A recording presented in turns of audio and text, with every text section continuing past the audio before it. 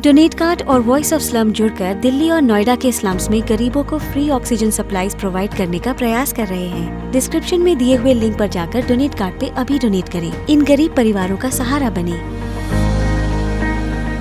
नमस्कार, आप देख रहे हैं एमपी तक, आपके साथ मैं हूं अमित तिवारी। सियासत में इन दिनों एक संग्राम है और सिंधिया की गैर मौजूदगी के नाम है।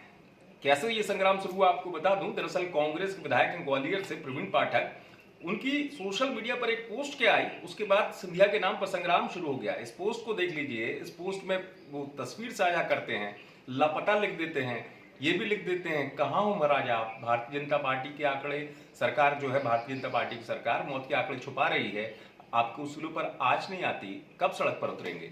इतना ही नहीं, शायराना अंदाज में भी प्रवीण पाठक ये भी लिख देते हैं कि संकट के समय मत ढूंढो इन्हें मध्य प्रदेश में, सिंधिया जी निजी कार से हैं विदेश में। जब सब कुछ अपने शहर में सामान्य हो जाएगा तब इनका कारवा यहां आएगा। आप तो बैठे दुबई में जनता भरोसे राम के, और अभी चुनाव नहीं तो आम लोग किस काम के।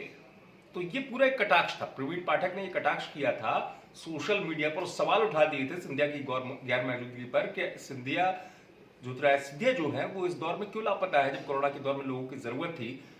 विधायक ने सवाल उठाए तो अब बचाव में सामने आए सिंधिया के समर्थक मंत्री प्रद्युम्न सिंह तोमर। कह दिया प्रद्युम्न तोमर ने कि कौन कहता है महाराज ने मदद नहीं की, महाराज तो दिल्ली से भी मदद कर देते हो, महाराज तो राज्य में भी पूछ लेते हैं किसको इंजेक्शन की जरूरत है, किसको स्वास्थ्य सेवाओं में जरूरत है। तोमर ने सीधा बचाव किया।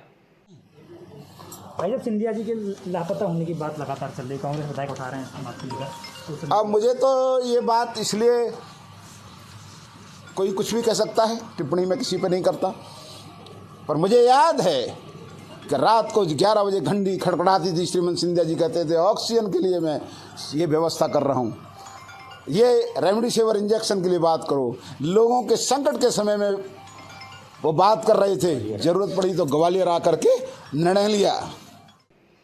प्रद्युम्न तोमर ने बचाव कर दिया, ये तो आपने देख लिया।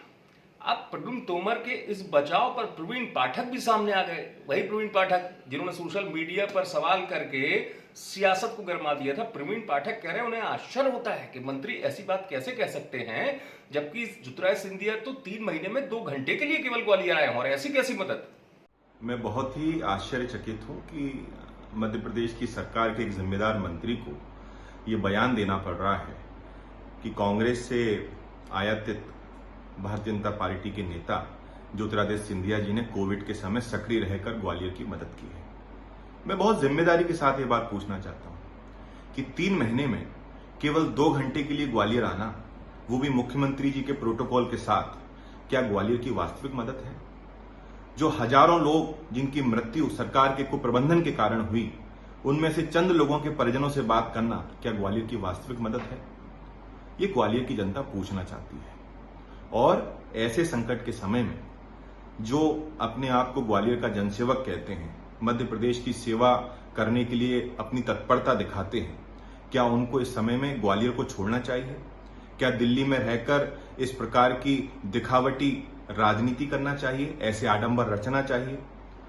आप बताइए, जो वास्तव में जनसेवक है उसे इस समय ग्वालियर में होना चाहिए कि इस देश के बाहर विदेश में होना चाहिए?